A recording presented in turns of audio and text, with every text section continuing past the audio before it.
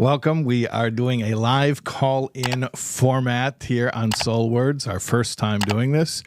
And our first caller, our inaugural caller, is Lisa. We're just using first names. And Lisa, are you with us?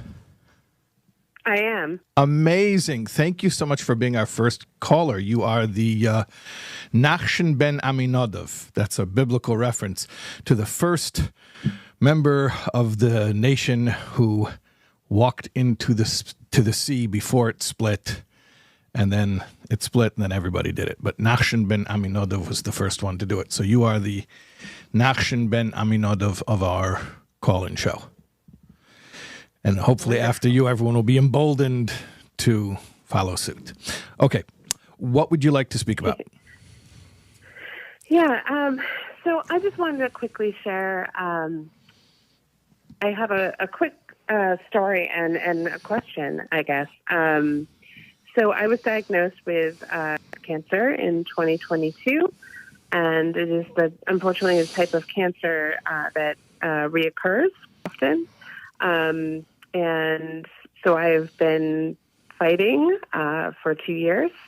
And when I was diagnosed, I asked my doctor, because this is a cancer that is typically shows up in men who are over 70 who have spent the majority of their lives smoking. I've never smoked. I'm a woman. I am in my 40s. So I asked my doctor, why did this happen to me? If I don't fit the criteria for this cancer. And he shared with me, he just said, well, it's just bad luck. And that has kind of sat with me for 2 years. It is the part of this journey I'm on. I should say that I should be fine. But I have, before I hit my 5-year remission mark, I probably have another 2 years of treatment. So that's the journey I'm on. But, and I'm a Jewish woman who, I'm kind of looking for that answer of how does the Jewish religion see the concept of bad luck? And in this scenario, how am I to find, some level of explaining why this happened to me? Yeah. Wow.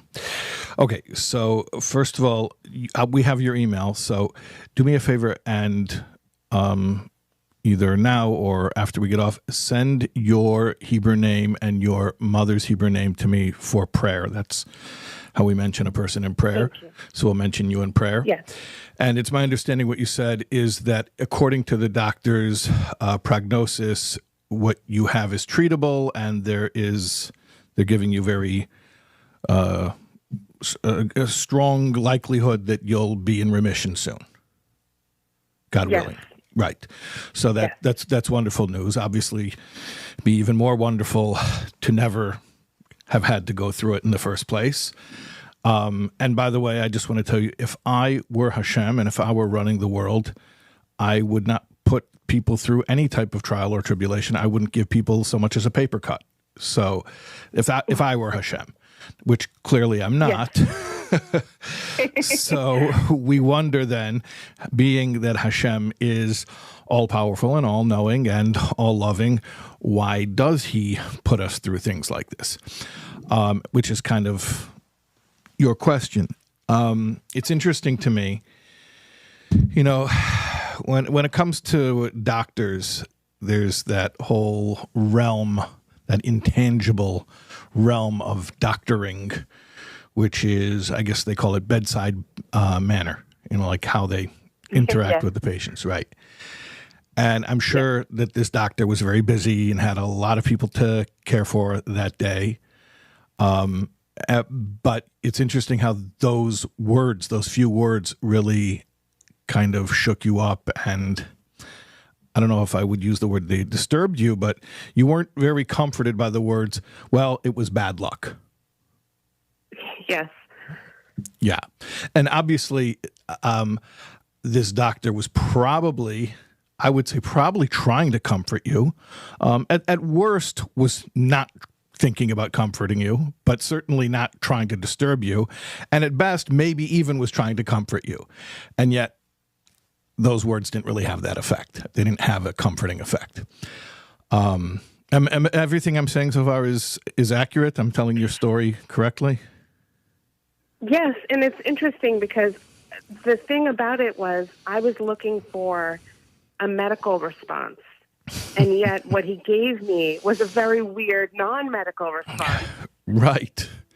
It's interesting when we step out of our area of expertise, like when the rabbi gives a medical response or when the doctor gives a philosophical response. That's always dangerous. So, like, you probably wanted him to say something like, well, 1 out of 50,000 times, it was some type of statistic, even if it was some type of a fluke, but just give me the hard numbers. Okay, so I could understand that it was statistically an aberration, but a word like luck has sort of like, it's not a scientific word. Luck is not a very empirical word. It's sort of a spooky word. So yeah, and that kind of rattled you. So let's talk about it a little bit. First of all, did you entertain the possibility that it really is just bad luck? Sure. Okay. But yes. Where did that thinking bring you? Yes. I'm just curious in the thought process. Where did that thinking bring you when you entertained the possibility maybe it's bad luck?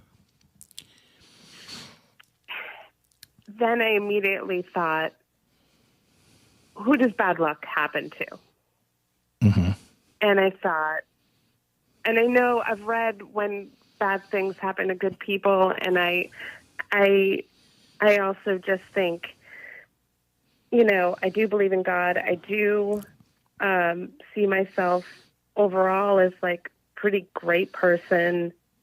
I work for a nonprofit. I'm filled with empathy. I go out of my way to do good things. I just sort of see I know bad luck doesn't, the whole point is that it's a blind bad luck, right? Right. It's not like it's looking for where's the bad person that no one deserves cancer for sure. Right. But, that's the whole idea, is that it's just something that happens to a person with no, it's just random. It's random, right. So if bad luck happens to you, it doesn't necessarily mean that you're a bad person. Just, that's what makes it bad luck. If it were some type of poetic justice, let's say, a bad person and a bad thing happened to them and they got their comeuppance, but luck implies that it was really, there was no rhyme or reason to it at all.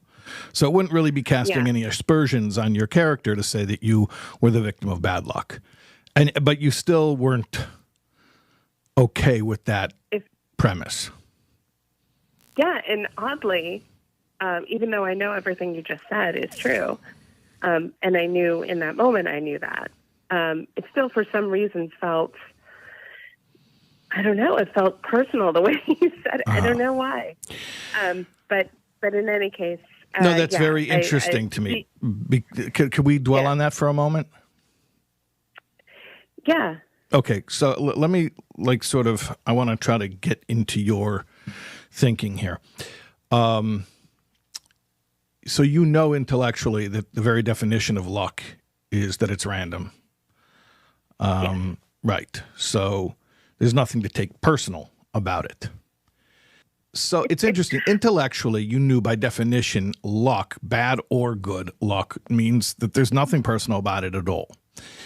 But emotionally, you did take it personally. Yeah. So I think Go ahead. Tell me about it.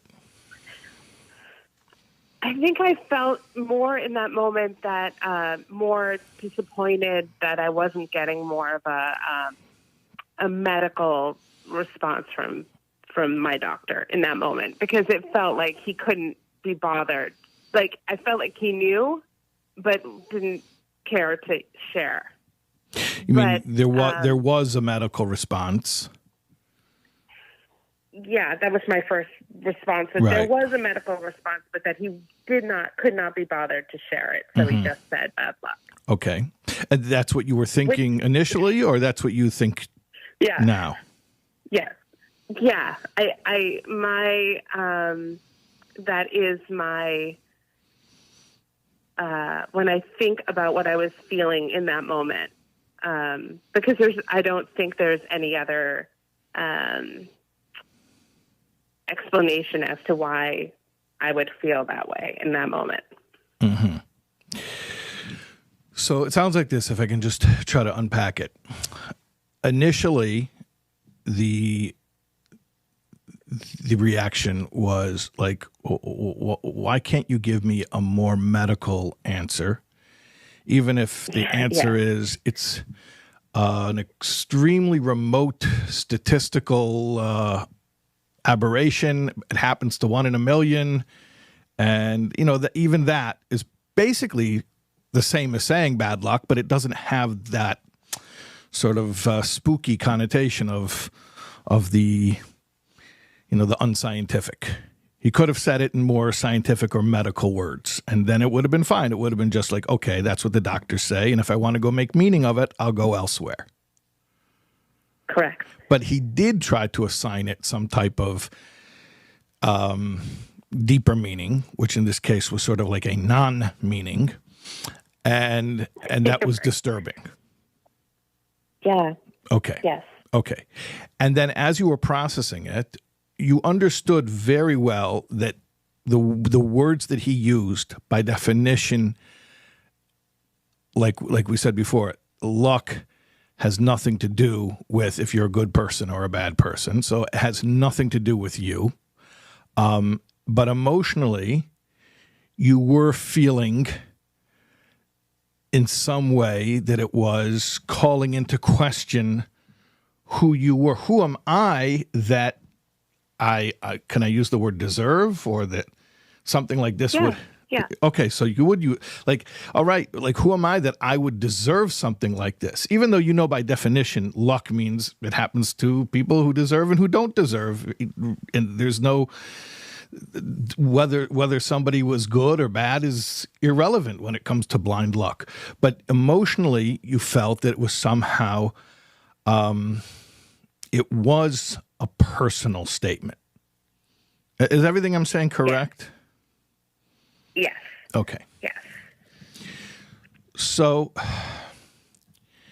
I have a theory, but I want to ask you to tell me how you feel about it, because you would have a lot more clarity than I would as far as whether you think there's any legitimacy to this theory.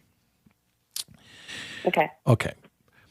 I think on one level, the reason you were bothered by this answer is the simple, like shallow, superficial level, which is also true on a shallow, superficial level, was just you were kind of blindsided that the doctor was sort of stepping away from a medical response and saying something that was more, hocus pocus. So that kind of caught you off guard. But I think on a deeper level,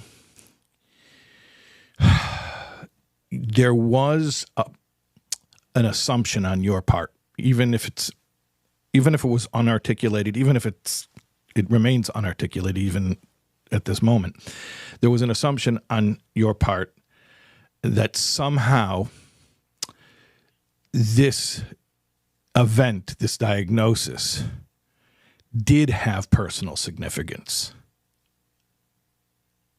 And now, when he tells you bad luck, well, yeah, luck means it's not personal, but the premise in your mind is so ironclad that it must be personal.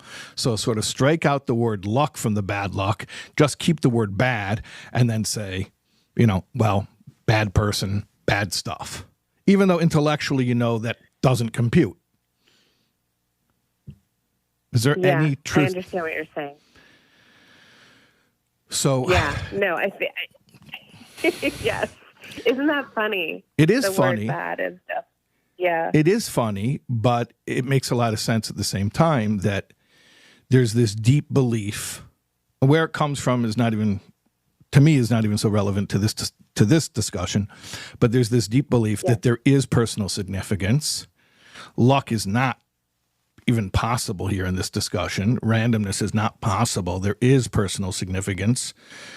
So you tell me bad luck, the word luck becomes thrown out the window. The word bad is what's held on to, and it's, well, it must be saying something bad about me. It must be something bad about me. Yeah. Okay. Wow. So this is, I mean, like, it's one thing to be given a diagnosis. It's another thing to be told that you may be a bad person. Right. And because that's what you hear in that moment. And then. Yeah. Even though intellectually you know none of this is factual. Of course. Of course. Yes. But emotionally, it's very real. Especially in what I would describe as like a pretty emotional, vulnerable moment of trying to like make sense of something you can't make sense of. Right. I mean, that is probably one of the most vulnerable moments. It's funny because you think about doctors having those interactions hundreds, thousands of times in their career and maybe not even remembering all of those interactions. But for the person who's getting that news, that's a life-changing moment. That's up there in your most memorable moments of your life, like along with your wedding and your child's birth. And I mean, it's a huge event. So you're when you say that it's a vulnerable moment, it's like, yeah, it's a moment when you're completely open. I would call it completely receptive to internalize something really important. And then to be told something that's sort of cavalier or offhand, oh, bad luck. It's not even possible. Like, you're open for this massive news, and then to be told, no, there's no news at all.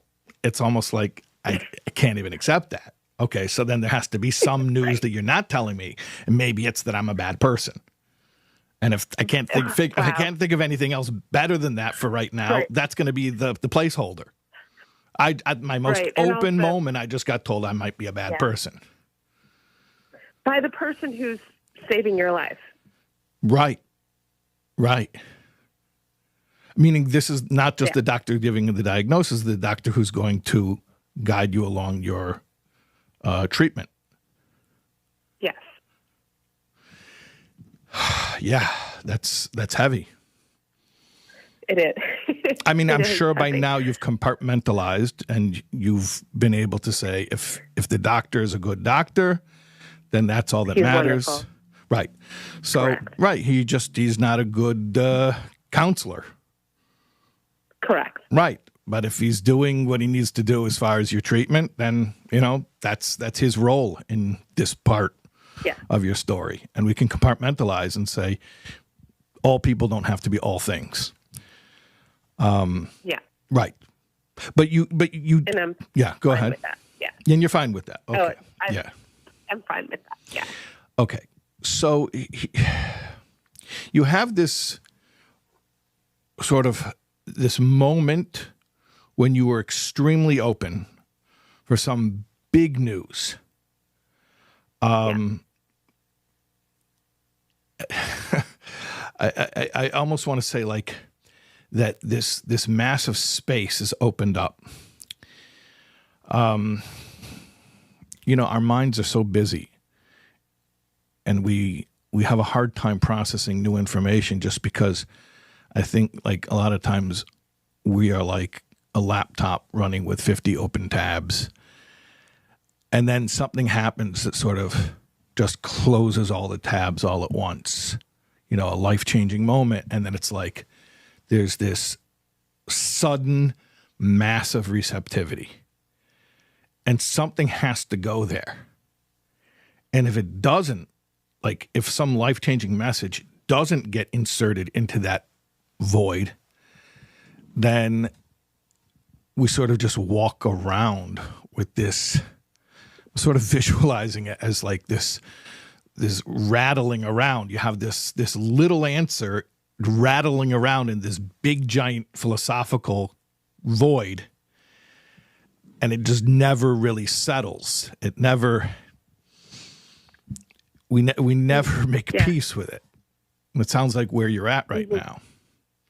It sounds like physically, as far as the medical part of it, things, thank God, are going very well. Correct? I mean, well, it's there are the treatments. There's only a couple treatments for this cancer, and the first round of treatment, the first option, didn't work. So if I just say that to you, it sounds like it's not going well. Right. But the good news is that the next phase, the next option, works for like 85% of people who the first option didn't work for. So I'm feeling very positive. Right. Okay. And you've gone to the second phase yet, or you're? I have gotten through the first part of the second phase. Okay. And the prognosis is very positive. Yes. Okay. I mean, it really is. It really is. Yes. Okay. It doesn't sound like it, but it really no, is. it does, because there's always trial and error. I mean, there's always the possibility of trial and error. And I would assume that the reason they tried the first one first, I don't know if it has a higher success rate or maybe it's just easier. Correct. Which one? No, there's it's the first one. Okay, so they try the one that's a higher success rate. That doesn't work. They have another one that's also very high success rate. Right. Okay. So from I mean, we're praying for you that this will be completely behind you, complete remission, healthier than ever. But as far as the medical part of it, that's sort of handled.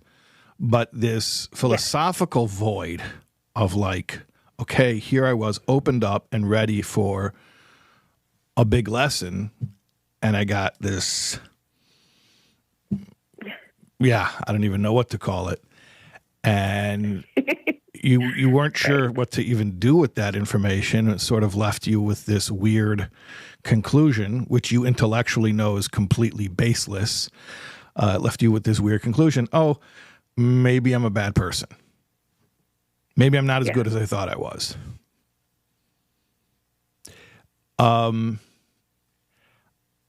Is it okay? Could we explore that a little bit more? Because, we're saying how luck implies randomness. So I tend to believe that nothing is random. It's based on my faith that nothing is random. And especially the ideas that we tell ourselves, they may be wrong. They may be self-defeating.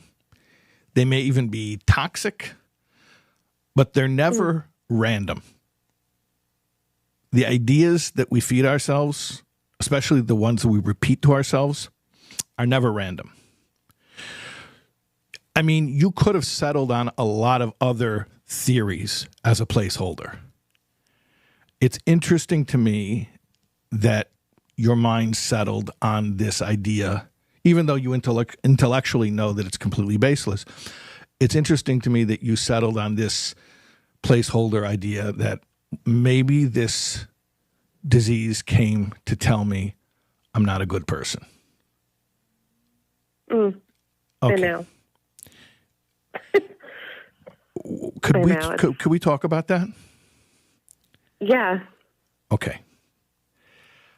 I don't think anybody likes to be told that they're not a good person, or even that someone else thinks that they're not a good person. Even if you don't value that other person's opinion, it kind of hurts to be told. I mean, I people won't believe this, but I get disturbed when a stranger on the internet who saw a 30-second clip of me thinks that I'm not a good person. So, Right. Right.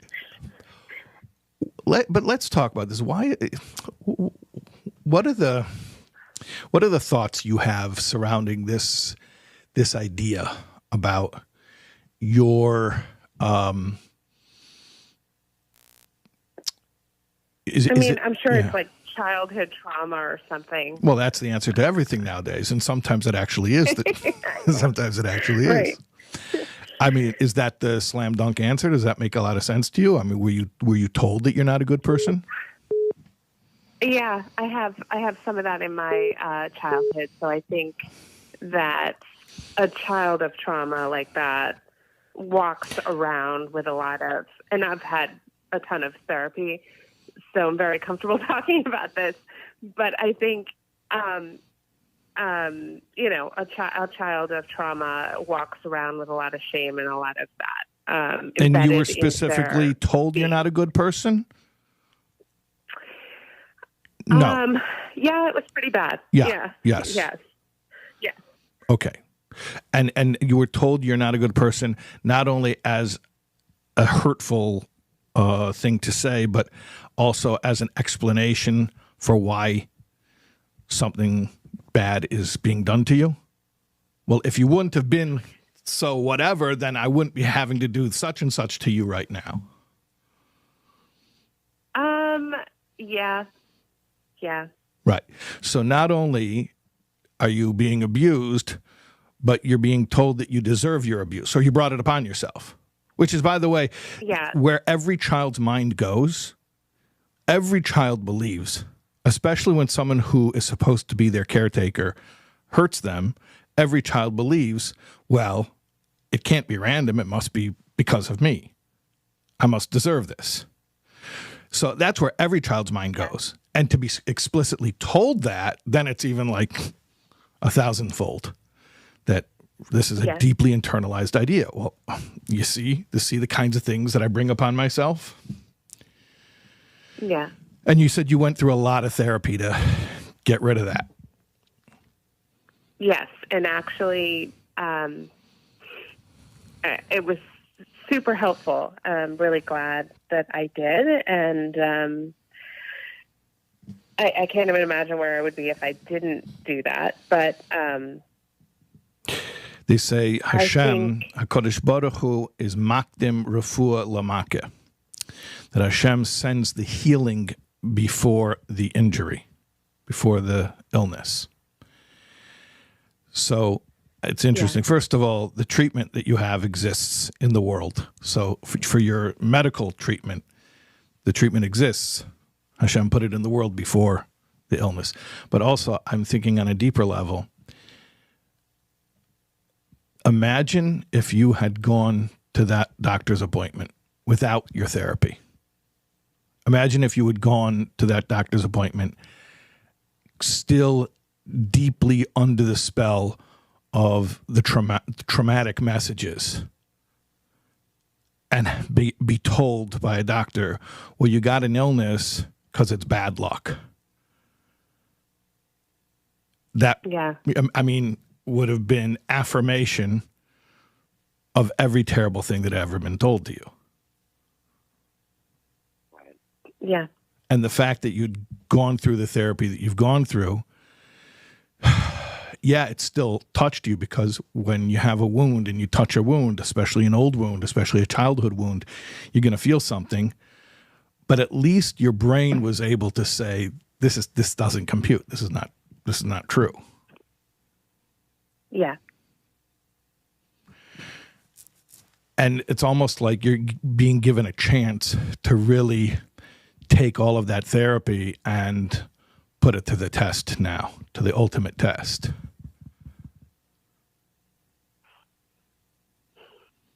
Yeah, I think in terms of, obviously,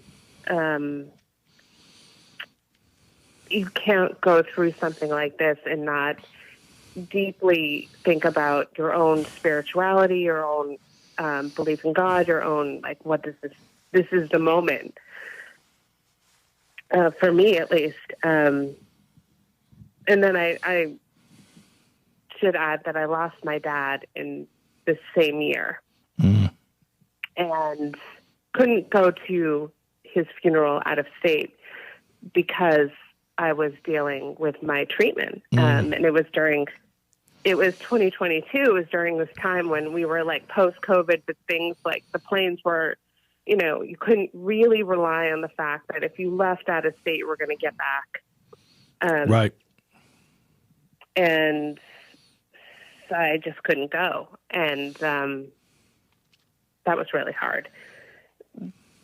But I just, there's knowing intellectually, like you said, like, the facts of the situation, and then you have like the subconscious, and then you have like spiritual. But for me in this moment, like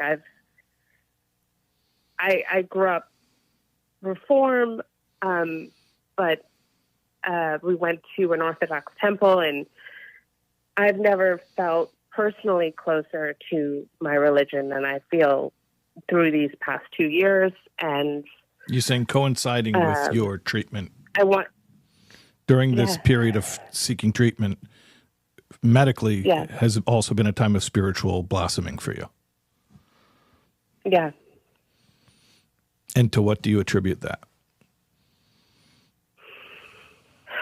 Well, I think for me, it's a feeling of thinking about, and with the loss of my dad too, during that same year of initial diagnosis, I think thinking a lot about my own mortality, and I want to just get closer to some feeling of spiritual guidance to help me navigate past just what I'm getting, which is very little from my team, my medical team. So right. And as we said before, we've compartmentalized. The medical team just does what they need to do, and they don't have to have the spiritual answers. No, of course. Right. Right. Can I ask a question that, I'm Sure. going to prod a little bit? As far as your relationship with your father, how did you leave things at the very end? I spent the majority of my life not really having a relationship with my father beyond just saying hello if he was in a room. Okay. And I'm not going to ask, and I don't even feel that I need to ask, but I don't need to know if he's the one who told you those messages or if he was part of it. He was. Okay, he was the one who told you. Yeah. Right. So obviously the relationship is what we call a complicated relationship. Yes. Okay. And so that's, for many years, it was a cordial hello, hi, bye, which was probably all you could handle. Yep. Yeah. Exactly. Okay. And toward the end? And the same thing towards the end. And I wish that I could say I wish that I had a better relationship before he died with him, or I could have been there to say goodbye. But I also, part of me, I don't know. As you said, it's complicated. And yet you would have liked to have been at the funeral. Yes. You wanted to be there. Mostly to support my mom, I think, really. Mm-hmm. And my brother, yeah. Mm-hmm. There's two of you. Yeah. Mm-hmm. And so this was already 2-3 years ago that he passed, yeah? Yes. Mm-hmm. You were able to say Yizkor for him? Yes. Yes. Like Yom Kippur this year, you were able to do it? I did, yes. Mm-hmm. How does that feel for you, doing that act for him, for his soul? That feels good. It feels appropriate. It feels like that feels like what I should have done, what I should do. I want to tell you something. there's so many people listening, and so I want to be conscious of that, and I want to be sensitive to that not everyone's journey is the same, but Sure. you're at a very advanced level in this regard. Many people who have a story like yours, I mean, no two stories are identical, but people who have similar stories are not able to do things for the benefit of the departed soul. They struggle with it. They struggle a great deal with it. And the fact that not only you're able to do it, but that you feel congruent with it. Would that be a accurate word, that you feel congruent with the act of doing things for his soul? Yes. Okay. Yes. So, and go ahead. I think it's because I know that I believe that he was, and my family believes that he was undiagnosed bipolar. And so I can sort of let him off the hook a little bit in that regard. So, and while I may not have wanted to put myself in a situation where I was in a room with him in a, big conversation or, put myself at risk in that moment, I also, set myself up potentially for pain. I still want to, do things that support him at the end you're of the saying day. a lot of, there are a lot of gems coming out right now, and I'm not sure if everyone's catching it all. Because a lot of it is the paradox that you're expressing in a very seamless, organic way. The fact that you were able to forgive and let go and heal and make peace with him to the extent that you feel congruent with doing things to honor his soul. And yet at the very same time, recognizing that you weren't able to reconcile to the extent of having a normal type of relationship and normal interactions with him. And that those two things can both be true. Yeah. But that's a big lesson, and not everybody gets to. That's why I say you're very, very advanced in this regard. Not a lot of people can get to that point.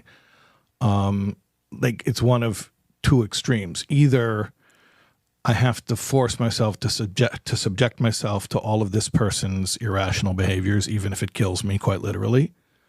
Or I separate myself from it for my own sanity and my own safety, but then I have to completely write this person out of my life as if they had no significance. And the fact that you were able to do what you needed to do as far as recognizing that the relationship was going to be what the relationship was. It couldn't be the typical father-daughter relationship. And as you say, the theory is undiagnosed bipolar, and if he was undiagnosed, that means untreated, so that means that it was never really safe until the end. So you had to protect yourself. And at the same time, although you needed certain safety, you were able to make peace with... I mean, if I don't want to get too spiritual, but I am a rabbi, so I'll go there and I'll say you were able to make peace with his soul. So almost like, like I was saying before, compartmentalizing, like the doctor is the doctor doesn't have to be the rabbi. There's another type of compartmentalization where we say, a soul has an embodiment experience. And part of that embodiment experience, for whatever reasons beyond our ability to understand, this soul had to have an embodiment experience which entailed mental illness, which caused untold damage to that person's family. I'm talking about your father. So I'm saying it's like that's his embodiment. That's his embodiment story. Embodiment story is that he wasn't a huge success as a father. I mean, that's just the reality. But then there's a soul there. There is a soul. There's an eternal being, an entity, which really not only existed before the embodiment, but existed before the creation of the world. And that's what you're connecting to when you honor his memory. You're not pretending that he was Father of the Year.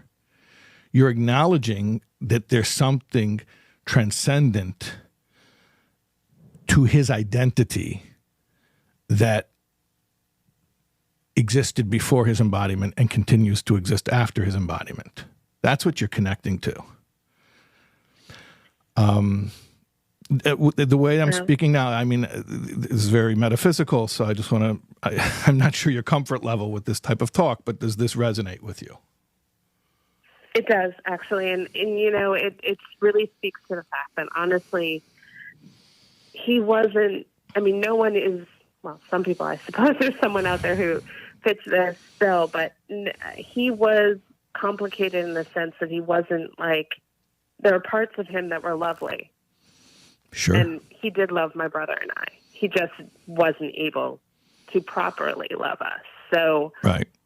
And that's part of the tragedy in the way that we needed. That yeah. In the moments where he was able to be loving, like if you could just take that and, what do you call it, cut and paste that over and over and over again, as if that were your entire childhood, that would have been a wonderful childhood.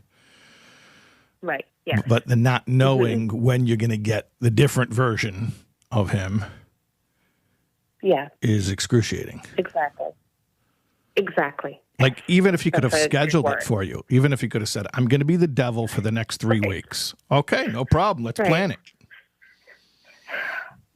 Exhausting and excruciating. So let's go back to this moment where, you know, you get this diagnosis and you ask this why question, which of course the doctor can't really answer. A why question by definition belongs to the realm of philosophy. A doctor could answer how, what is the mechanism whereby this has occurred, but why is a philosophical question. And you ask this why question and he says, bad luck. And it's funny. It's like I almost asked it like I knew what he was going to answer. I bet you did. Like, I'm sure that you did. No, I'm 100% sure that you did. I'm sure that you asked for that answer. I think that we are way more intuitive than we give ourselves credit for, especially if you are a child of trauma. So I'm sure you've heard terms like hypervigilance. Like, you know, having that ESP to know when your father's footsteps are a little bit off and it means go hide. Right? That little ESP, that hypersensitivity, hypervigilance, and, you know, your spider senses are tingling. It almost seems like ESP, like being psychic. It's that good. I think that it's that good that you probably knew it was a chess move. It was an opening move, which you knew exactly how it would be responded to. You asked, I want to be careful how I say this because I don't want it to sound like I'm blaming you. I'm more just I'm not blaming. I don't think you did anything wrong. I think it's fascinating that you basically followed a script and you said to the doctor, now here's where you tell me I deserve it. And he said, okay. Right. Yes. Okay, I'm just a dumb doctor. I don't know. I can treat your body. I don't know how to answer questions wisely. Okay, you deserve it. And you were like, that's right. That's the right answer. And even though your brain knows it's not. Right. Imagine if you were going through this conundrum right now without all that work that you did in therapy. I can't even imagine. Can't imagine it. I'd be my brother. My brother who didn't have 10 years of therapy. Yeah. Yes. Wow. Okay. So this is sort of, I think this is the like graduation from the therapy. I think this is where the rubber meets the road. Have you spoken to your therapist about this? So when I say I had therapy, not recently. I know, but I had, did you go back? Oh, no.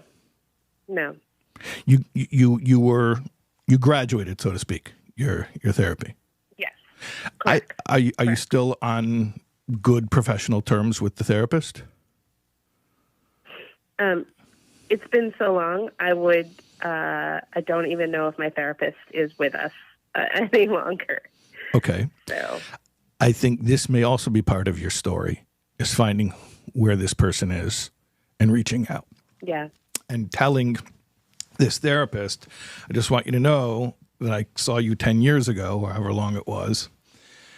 I want you to know how that work all clicked into place in the past few years. Yeah.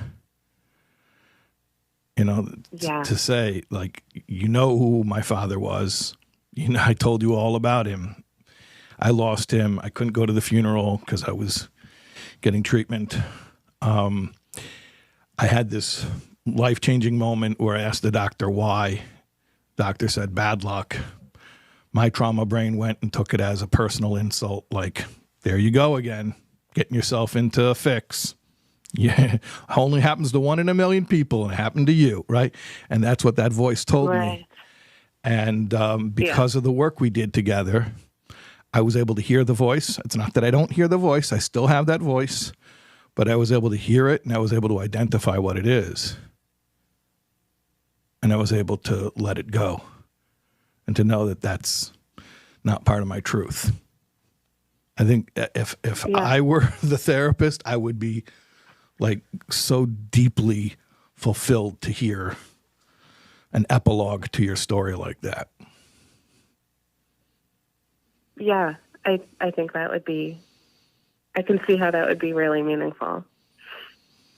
So let's now, from your informed position of knowing that you're not a bad person, that your father was battling with a mental illness that he had no diagnosis for,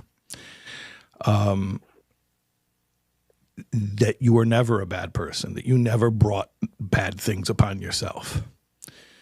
So now, from that position, maybe you could retell me your story in a few sentences. And I would like it to just include, you could include other chapters if you want, but it's a 3-4 sentence paragraph of your life. It should include your childhood trauma, a sentence, half a sentence, and it should include this moment of the doctor, the bad luck line. But then I want the last sentence to be your interpretation of how this is your heroic journey.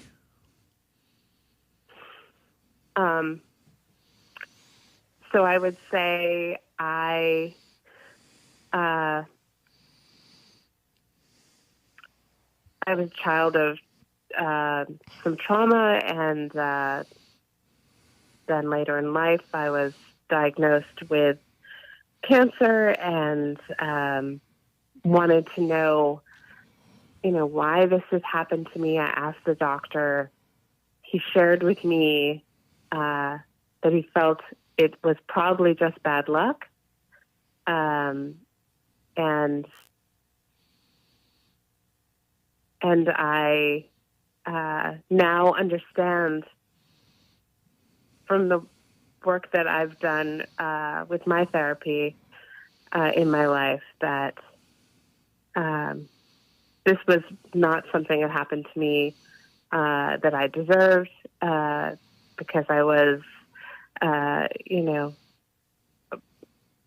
victim of this trauma. This is just something that has happened to me in my life, and I will recover from and learn from and find ways in my life to help other people heal from who go through similar situations in whatever way that looks like. That is an awesome story. That's an awesome story. And when you it's say a much better story than the question I gave you. No, but this story was in the question you gave me. Yeah. It was in there. Yes. Yes. was in there. It was in there. So this is an amazing story. And I love how part of your resolution of the story is how you go on to help others. I mean, it's always about helping others. That's a spoiler alert, but it's always about helping others. But especially, I think, this unique lesson of having a special message that you had to learn the hard way, that you paid full tuition for this lesson, and now can share that with others. Meaning you're not the only person who is taking life's hardships as a clear sign of unworthiness. And I think you can be an ambassador of comfort to those people. Yeah. I don't know what that'll look like yet, but I definitely want to do that. Right. And we never know what it'll look like, but we have to be open to divine providence. Hashem will present us with opportunities. We have to keep our eyes open. And the opportunities always come to us. If the opportunity is in China, Hashem will orchestrate some grand plan to get us to China. We won't have to go chasing it. So, yeah, I would just... And it could even be helping your brother, although helping family is always the hardest. Yes. So it may or may not be that. I don't know.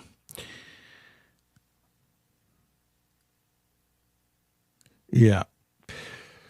So you're a good person who's had a hard life. You've deeply internalized some big wisdom, and you're open to sharing that with others in a helpful way. That's an amazing story and an amazing life. Thank you so much for your time. I really appreciate it, and I just think what you're doing is really resonating with a lot of people. So thank you, and it's really beautiful. Well, thank you for having the courage to be the pioneer over here. And happy to. Please do send me your Hebrew name and your mother's Hebrew name, and we'll go mention your name for prayer. Thank you. Yeah. Yeah. Okay. Thank you so much. And, okay, I guess I'm going to grab the next call, but thank you so much. Please be in touch with me through email. I will. Okay. Thank you so much. Okay. Bye-bye. My pleasure. We will.